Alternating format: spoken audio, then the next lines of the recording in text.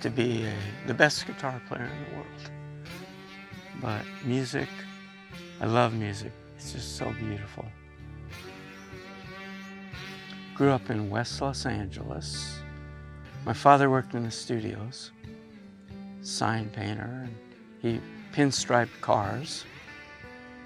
The Shaggy Dog movie, if you watch that, he pinstriped that. Here comes that Shaggy Dog again in Walt Disney's new motion picture. Me and my brother, we had shared one room, and I always used to sneak out. I put a mirror next to the doorway so I can watch Ed Sullivan and stuff. My parents didn't know, but it was good. I was in first grade. There's this beautiful teacher. She was I had a crush on her. First grade, Mrs. Pillow. And she had a long ponytail, and she brought an acoustic guitar, and she played it, and I fell in love with it, and her. Also Elvis. I had to be like Elvis. So I put a rubber band across this chair, and I was plucking it to make a sound like a string at the house, and I watched Elvis on Ed Sullivan, and the sideburns and everything. He inspired me a lot. Yeah. Sideburns and the hair, but my hair was not like his. My father died.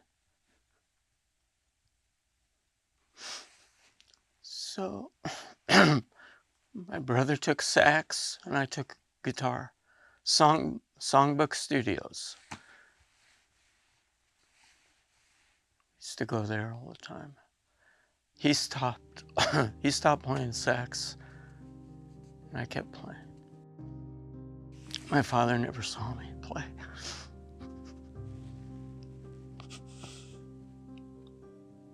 I'm sure he heard me. Wherever you go. My mom survived his death, and she was very strong. We moved a lot to different places. I went to different schools. She took me,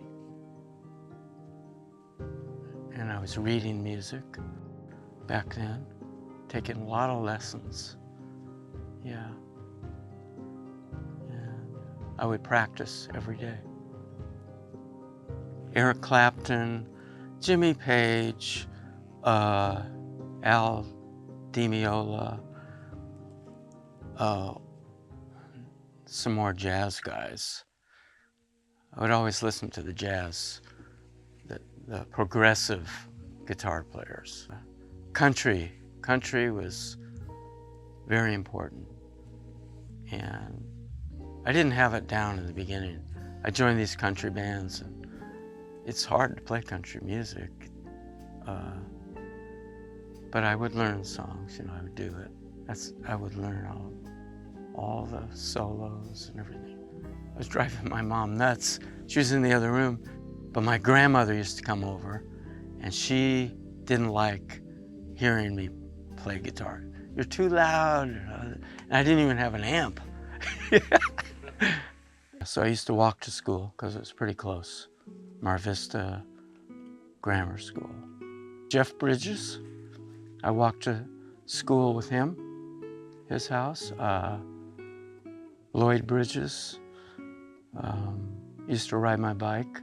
I had a Schwinn, fantastic. I love Schwinn bikes. Bonnie Raitt went there, high school. Jeff Bridges. I had a friend, Stan. I used to go over to his house, and I bought a guitar, and he bought an SG. And we used to practice together and play Monopoly.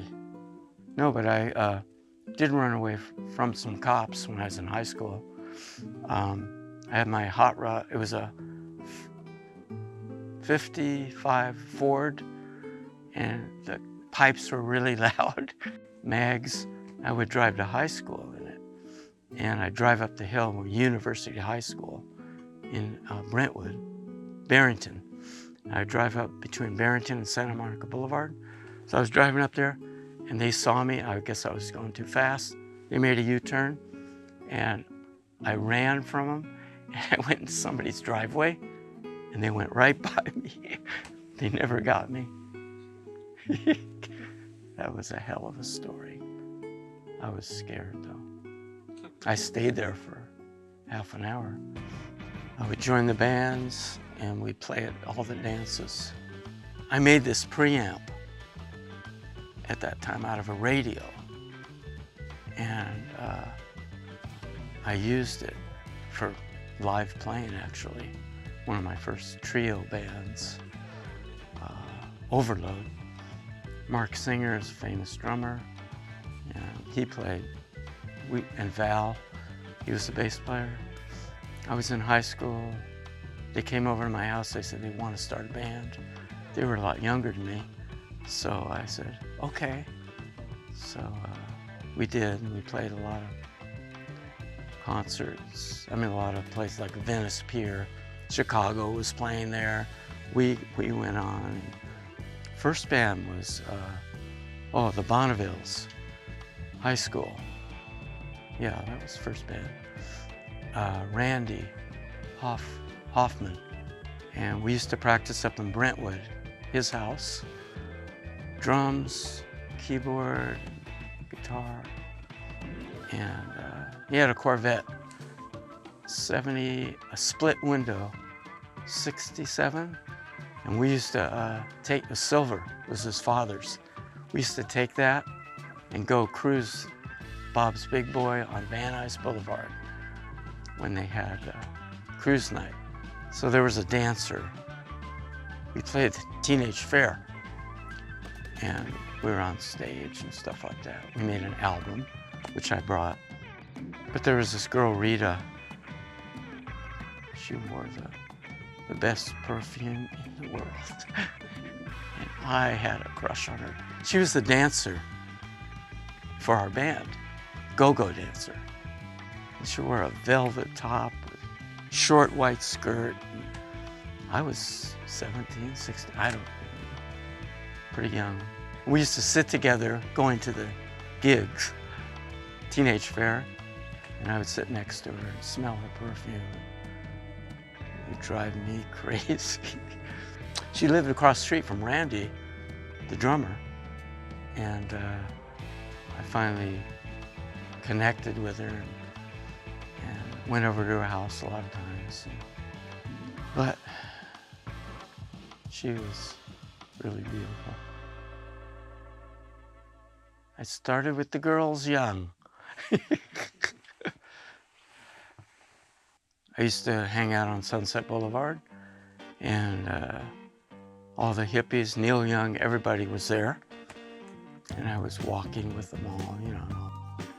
And there's a club called the Galaxy next to the Whiskey, and the Iron Butterfly started there. I used to go in and watch them. They were incredible, live, seeing them live. That was before they even had their records out. I used to play at the Troubadour, the Hullabaloo Club, Guitarist. The Doors would play on one side. I mean, they would perform, I would watch them. I played the Sea Witch across the way. They started there. I had a big dual Showman Fender amp. It was really tall, almost taller than me. I was in high school, and Jimi Hendrix used to jam at Whiskey. So he came into the Galaxy, and my friend, Dave Lacey, he was with me. There's no videos or nothing then, you know. So I was in there. Jimi Hendrix came in, and the guitars were still on the band that was playing. They had their instruments, and I was pretty, I had a lot of guts then. So Jimi Hendrix got up on stage, and I just got up on the other side and grabbed a guitar, and he started playing. I played rhythm. He played 3 blues songs, and then he got finished, and he sat down and talked to everybody on the floor, said how tired he was. He didn't want to go on the road because he was tired of playing the same song over and over. So I actually played rhythm. He didn't know who I was, but you know. Tell us about your experience with Albert King. Oh yeah. I loved his playing. I used to learn his solos on the albums and all the stuff. So I knew the drummer for his band. I met him and I was kind of friends with him. So they were playing at the Whiskey. And so I went upstairs. Everybody used to hang out at the Whiskey. Janis Joplin, I saw her, everybody, right? Albert King was up there. So I asked him if I could, I said, you need a rhythm guitar player. And I said, I would like to play rhythm for you in your band. So he said, well, can you come back tomorrow and audition for me? I said, okay. So I got all excited, you know, and came back, and nobody was in the club. He was sitting there about, 10 rows back. I said, where do I plug in? He used my amp. It was an acoustic amp with a horn on top. That's what he used to play. And I plugged in. He said, okay, play me some blues. So I said, okay. So I started playing blues. He said, stop. He said, I'll handle the blues. So he said, okay, tell you what, you can play with me tomorrow night.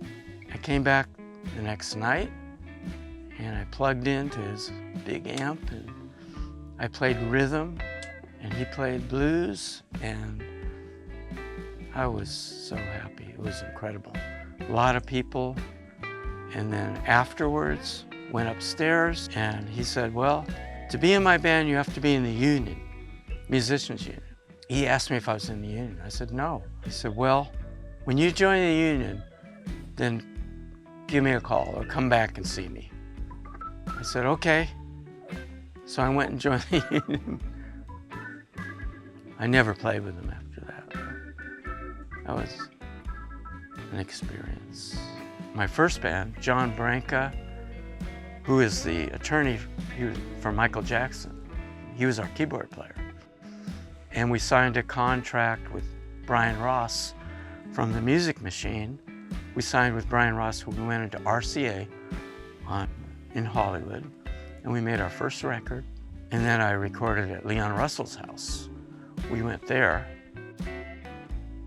Still have the record. Lead singer Jeff Pasternak, his father was Joe Pasternak, who produced all the Elvis movies. Jerry Lewis' son. I was in high school and I borrowed his Fender electric solid body 12-string, and I used it for a gig, and I didn't want to give it back. They wanted it, and I hid it in my bedroom, and I think they were going to break the window in my apartment to take it. So I finally ended up giving it back. It was mine. It sounded so great, I wanted it. And I went on the road with Von Ryan's Express, went to Boston. They had a hit record out. And instead of taking the guy from Deep Purple, the lead singer, he came over to my apartment. He wanted me to play lead guitar, but I went with Von Ryan's Express instead, because it was a paying gig. I went for the money. So they flew us out to Boston, and I played at this club. I ended up leading the band right there. They said I was too loud. And I wasn't conforming.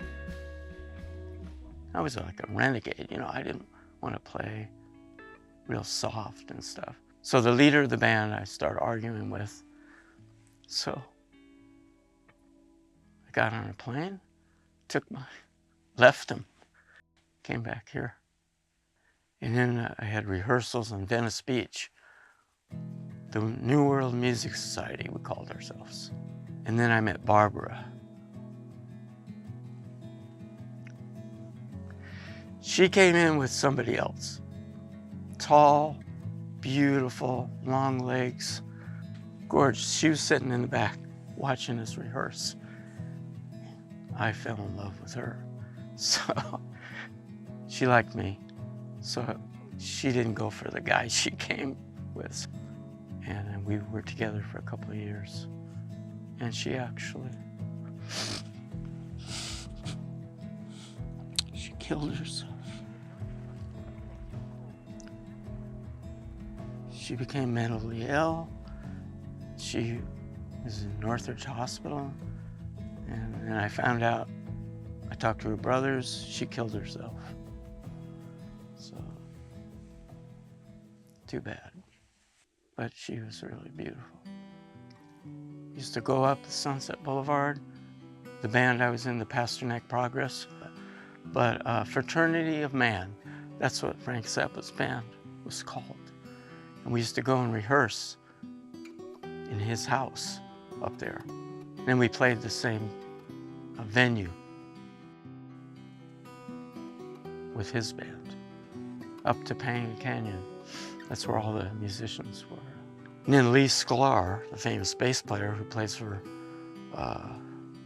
Carole King and all that, he has a long beard. We auditioned him to be in our band. We didn't really like him that much.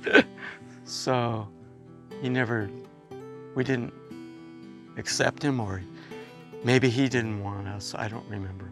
And then I saw him later doing concerts. I went up to him and he knows me, and so he recognized me and everything.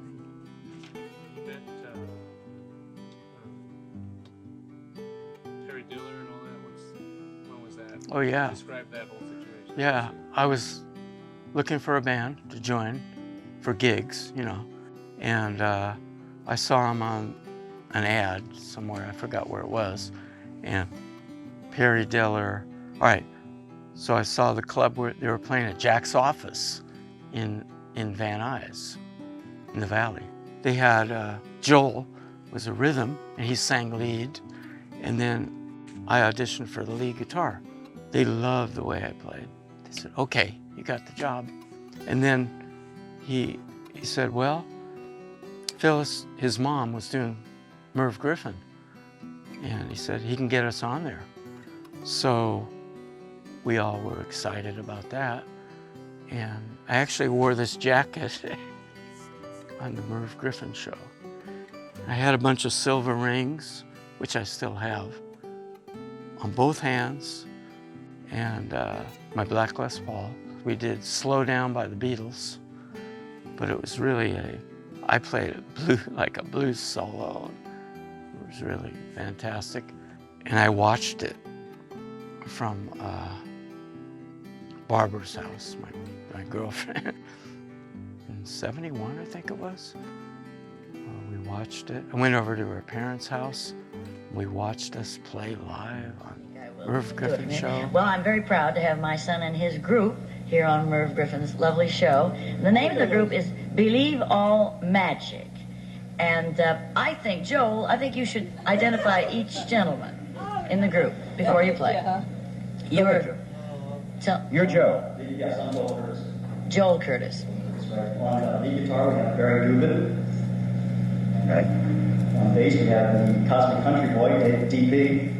Of course, Barry Dillon. On the drums, Barry Dillon. And here they are.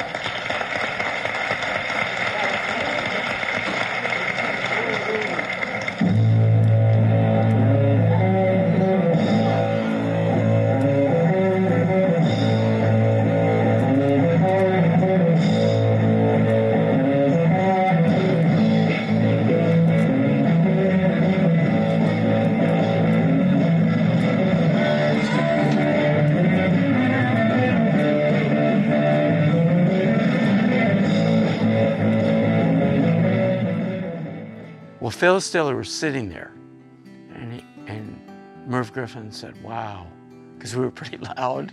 You know, that was a hell of a song or something. And then he talked to Phyllis for a while. That's how we got on that show. Believe All Magic. And I have a trophy. We won Teenage Fair. I joined a bunch of country bands. Sterling Silver, Silver Lining. And I love playing that music. We played at Cowboy Palace, played it all over the place. They fired me, that band fired me, because probably I was too loud. I was taking the center stage from Sterling, and his wife, she would tell me to go out and mingle with it while I'm playing, do all this stuff. And he would be on stage. So, and then I joined Silver Lining. He said, "We're never gonna fire you like Sterling did," right? So his wife was the lead singer. So I get there to the club one night after being for 2 years in the band. The manager, Marnie, she calls me the night before we're gonna play. So, "I'm sorry, but we replaced you with another guitar player." She said, "You just don't fit in anymore." I got really angry. So I went down to the club that night. I wanted to see how this guitar player was, how good he was to replace me, right? He was just average. And I'm looking at him, and they come over to me. He said, "We're sorry." I said, "Don't talk to me. Don't ever talk to me again." And I watched. But they play at the clubs. They're still playing the same places. They'll never get anywhere. They needed my lead guitar. See, I got fired a lot, didn't I? Was there a recurring theme? Too loud. I used 2 amps that I have here. They wanted me to use 1 amp. They wanted to control my sound. And I said, nope, music was I loved my passion. Well, I played at the Holiday Inn on Wilshire Boulevard. I met Regan, who was my ex-wife. She was in the audience, and she came to see the drummer, but I went over to her table. She liked me. So I talked to her for a while, and then I did the Jerry Lewis telethon a few weeks before, and I had a room upstairs. So I said, "Let's go watch the telethon." So we went upstairs, sat on the bed, and we watched the telethon, and I was playing guitar and stuff, you know. From then on, that's history. We got married eventually. I used to drive down in Palos Verdes and see her every weekend, and she would come over. Then we got married. Then we had you and Chelsea. And, yeah, I used to work really hard doing OPG towing for the police, and I knew it was important to pay the mortgage. And we bought the house eventually. We lived in the guest house, and then we moved to the house in front. I would work all the time. I guess I neglected you, because you told me eventually, you apologized for it, but you were upset. I was always working. Alan, a tribute to Elvis. He was an Elvis imitator. He was really good. And we played at the Flamingo Hotel. But he was a real jerk. When I first joined the band, we went to Virginia. He took these crabs out of the ocean and put them in my room. We opened the door. They would play all types of pranks. I'm sleeping in bed, and they put these big crabs. They were walking towards the bed. Yeah, boy, that was awful. So I quit them. We were playing somewhere, and I said, "See you later." And I went to the Union. I got my money. Toughest part about being a musician? Carrying the equipment. I got 2 hernias, 2 surgeries, 3. I used to carry my super reverb when I was pretty young, from the car to the apartment, many, many, many times. I got a Les Paul, black one, Fretless Wonder, and it's in the book I have. There's a place called Saul Benton's Music Store on Largemont in Hollywood, and they had all these guitars hanging. I was at a rehearsal with my SG double cutaway, and I left it. I had an Austin Healey sports car. So I left it next to the car and I drove off, and I lost it. So I wanted to get another guitar. They sold me the black Les Paul with a purple lining, brown case. It was beautiful. I had to sell it to pay my mortgage.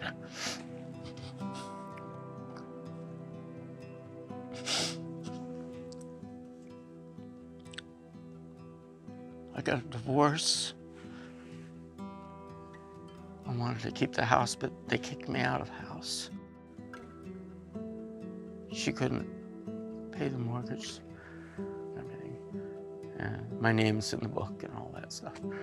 So I took it to the guy who's doing the book, and he said, okay, I can have Creedence Clearwater wants the Les Paul.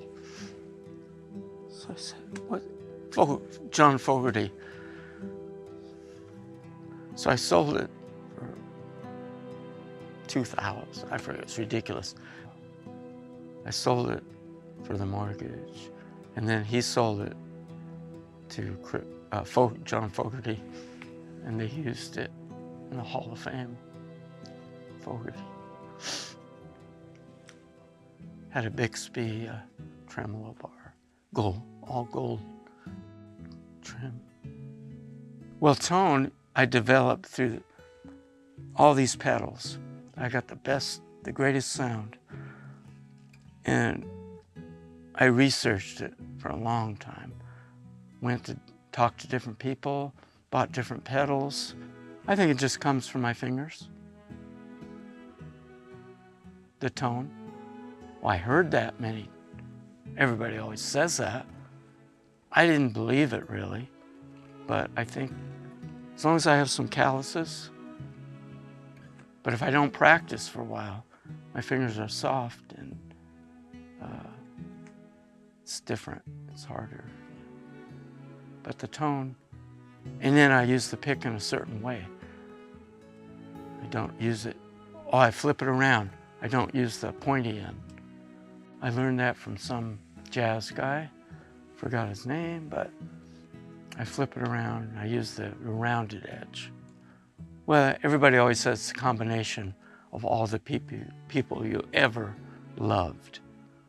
So I think it was developed from learning everybody the way they played. I finally have my own style. I just play. I can just play. It's like I was driving the tow truck down Parthenia, and we were going to Vegas the next weekend, the following week, that weekend. And I was on a police call. I was driving. All of a sudden, this guy comes out in front of me, just like, and I hit his car. I was going pretty fast on a police call, and I hit his door, smashed into him. My tow truck flipped, and the dollies on the tow truck came off and they rolled down the street, and I saw sparks. The tow truck was on its side, and I felt myself to see if I was okay. And then I crawled out of the window and sat down. I had a broken nose. They took me to a hospital. This guy was, I don't even know if he lived. It was so bad. He didn't have a license or anything. There was no stop, no signal, no stop sign. He just came right out while I was going on this call.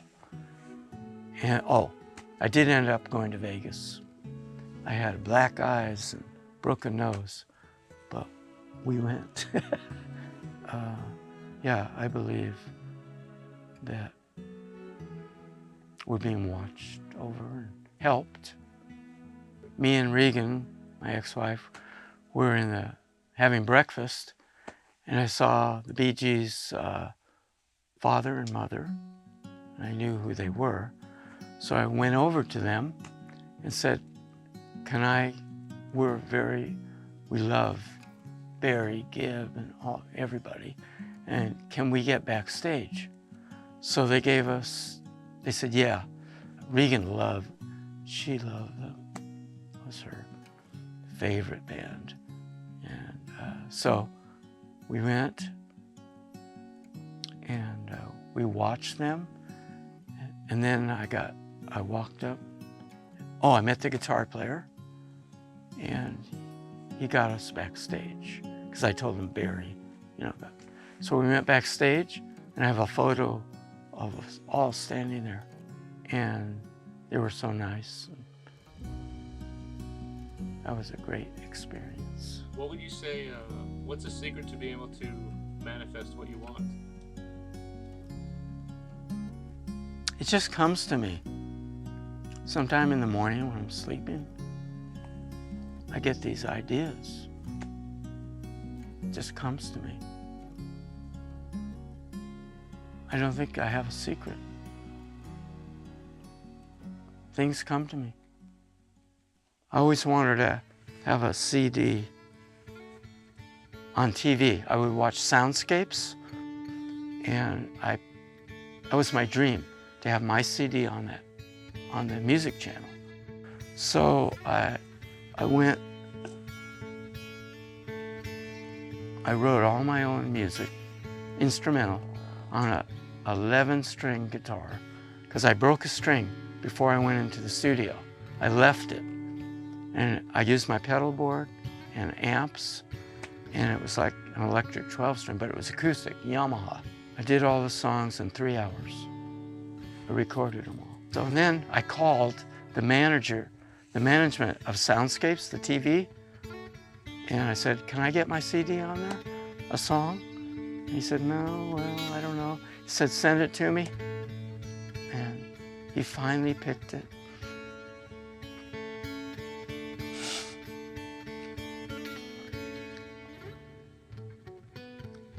So I was laying in bed, taking a nap one day. They played it. He showed my name, everything, the whole album. Gift of Life. That's what the song. Yeah. I called Kim, and she came over and said, look, have my dream.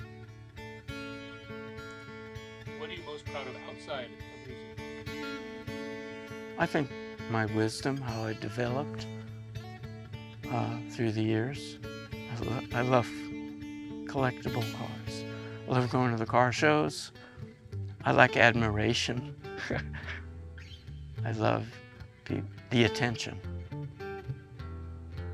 So I always have a car I'm working on, old car. Well, having 2 beautiful children, you, Sears, and Chelsea, and my granddaughter. She's 14, she's a jazz singer. Michaela, she's fantastic. And you're an incredible drummer. I bought this cheap old drum set on Recycler they had then. They don't have it anymore. And I brought it home, and it was just me and you. Yeah, and we just played. And you were in marching band, and you were very good, technical, all this technical stuff. I always wanted to be a drummer. When I used to go to Vegas, my parents took me there when I was 12, 13, and I was able to get to watch the shows. like the bar shows. Louis Prima was one of my favorite bands. And Louis Prima and Keely Smith, they had a jazz band, man. And I wanted to be a drummer. I want to be remembered as one of the best guitar players around. And a good person, passionate, peaceful, most of the time. So I appreciate life. That's important for me. Every moment. Live in the moment. Follow your dream. Whatever you want, your passion, try and keep doing it until it will happen. Don't give up.